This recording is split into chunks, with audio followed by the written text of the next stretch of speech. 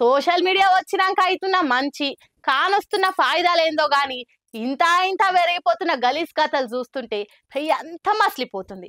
చదువుకొని సాఫ్ట్వేర్ కొలువులు ఏలుగబెడుతున్న మోతే వాళ్ళు కూడా వెనక ముంగట ఏం ఆలోచన చేయకుండా గిసువంటేషాలు వేస్తుర్రు. కామన్ పబ్లిక్ తోని కాకుండా సెలబ్రిటీలతోని కూడా అచ్చింతలే ఎంచుకుంటుర్రు. సిగ్గుండాలే జరంతనన్న షి. ఇన్ను మొన్నటి సంధి సోషల్ మీడియాలో ఏడ చూసినా గానీ ప్రణీత్ హనుమంతు అనే యూట్యూబర్ గురించే పోస్టులు, ఆ మోతవరి మొగాని చేసిన గలీజ్ కామెంట్ల గురించే తిట్లతో నిండిన ట్వీట్లు, మనిషేనా అని అనుకుంటా మస్తు కోపంతో నడుచుకుంటున్న హాటు మాటలు ఇవే గానొస్తున్నాయి ఇనొస్తున్నాయి. ఆయన పేరు మీద ఉన్న యూట్యూబ్ ఛానల్లో ఓ చిన్నపిల్ల ఆమె నాయన గానొచ్చే ఓ వీడియోకి ఈయన ఇంకొందరు దోస్తులు జూమ్ లో మీటింగ్ పెట్టుకొని గలీజ్ కూతలు కూసిర్రు. అది ఇంత వైరలే సోషల్ మీడియాలో పెద్ద పంచాదే అయింది. ఇవాళ రేపు చిన్న ఆడపిల్లల మీద కూడా చైల్డ్ అబ్యూజర్స్ వంటి ఎన్ని ఘోరాలు అవుతున్నాయి. ఏజ్ తోని సంబంధం లేకుండా ఎన్ని కథలు పడుతున్నారు ఆడాడా. అవన్నీ చూసుకుంటా కూడా ఇసొంటి వీడియోలు పెట్టి డార్క్ కామెడీ డ్యాంకు పేరు మీద సోయిలేని మాటలు అంటారా అని మండిపడ్డరంతా. అరే మనిళ్ళల్లా చుట్టుముట్టు కూడా ఆడపిల్లలు ఉన్నారు. సిగ్గు లేకుంటే నోటుకొచ్చి మాట్లాడితే మంది నోట్లు ఉంచుతారన్న ఆలోచన కూడా లేకుంటే ఎట్లా. ఈ ముచ్చట సాయిధరం తేజ్ దాకా పోయే వరకు ఆయన అసలు ముచ్చట అంతా ట్వీట్ రాసి సీఎం రేవంత్ ను, ఏపీ సీఎం బాబును, డిప్యూటీ సీఎం పవన్ ను ఇంకా కొందరిని ట్యాగ్ చేసిండు. ఇక దీనికి సీఎం రేవంత్ రెడ్డి సార్ ఎంబటే రియాక్ట్ అయ్యిండు. వాళ్ళ సంగతి మేము అరుచుకుంటాం కదా అని చెప్పుకొచ్చిండు. ఇక దాంతో ఇసొంటోళ్ళను ఒట్టిగా నడిచిపెట్టొద్దు. అరే చదువుకున్నోళ్ళు, సాఫ్ట్వేర్ కొలువులు చేస్తున్నోళ్ళు సమాజం మీద బాధ్యతతో ఉండాలి గానీ ఏది పడితే అది మాట్లాడితే పద్ధతేనా ఇచ్చి పడేస్తారు జనాలు. ఎటుగూడి యూట్యూబ్ ఛానల్ ఉంది, సోషల్ మీడియాలో అకౌంట్ ఉంది కదా అని వెనక ముందు చూసుకోకుండా మాట్లాడితే ఆఖరికి ఇట్లనే కేసులు మీద వేసుకొని లైకుల బదులు రేపు ఊసలు లెక్క పట్టవలసి వస్తుంది. ఇసొంటోళ్లకు బరాబర్ శిక్షేసి బుద్ధి చెప్తేనే రేపు ఇసొంటి చేస్తేందుకు ఆలోచించాలన్నా ప్యాంటు పచ్చికి కావాలి, నాలుకే నరాలు అదుపులు ఉండకపోతే బతుకు షిప్పకుడు పాలైతే అని భయపడాలి అని అనుకుంటా పోస్టులు వేస్తారు చాలా మంది. రాజమండ్రి మాజీ MLA come social media star Margani Bharat అన్న మస్తు ఫాలోయింగ్ ఉంటది. అన్న అపారమైన మాటలతోటి మస్తు మంది ఫ్యాన్స్ సంపాదించుకుండు.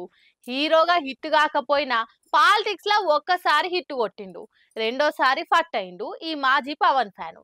ఇప్పుడు అదే భరత్ అన్న పవన్ సార్ మీద ఎట్లా పాయరమొలక వస్తుండో చూడురి.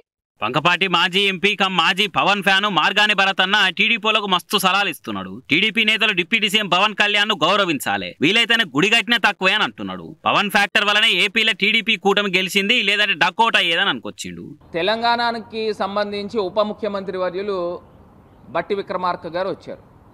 మరి ఆంధ్రప్రదేశ్కి సంబంధించి ఉప ముఖ్యమంత్రి వర్యులు శ్రీ కొనిదెల పవన్ కళ్యాణ్ గారిని ఎందుకు ఆహ్వానించలేదో నాకైతే అర్థం కాలే. మరి ఎందుచేతనంటే ఆ గౌరవం ఇవ్వాలి. ఇవాళ తెలుగుదేశం పార్టీ ఎన్డీఏ ప్రభుత్వం అధికారంలో ఉంది అని అంటే అది 100కి 99 మార్కులు పవన్ కళ్యాణ్ గారికి ఇవ్వాలి. ఎందుకంటే ఆయన యొక్క తిరిగిన విధానం కానీ, లేకపోతే ఆయన కమ్యూనిటీకి సంబంధించి పాలరైజేషన్ కానీ, లేకపోతే ఆయన ఫ్యాన్ బేస్ కానీ ఇవన్నీ కూడా కొంత యాడ్ ఆన్ అయింది, చాలా మటుకు యాడ్ ఆన్ అయింది.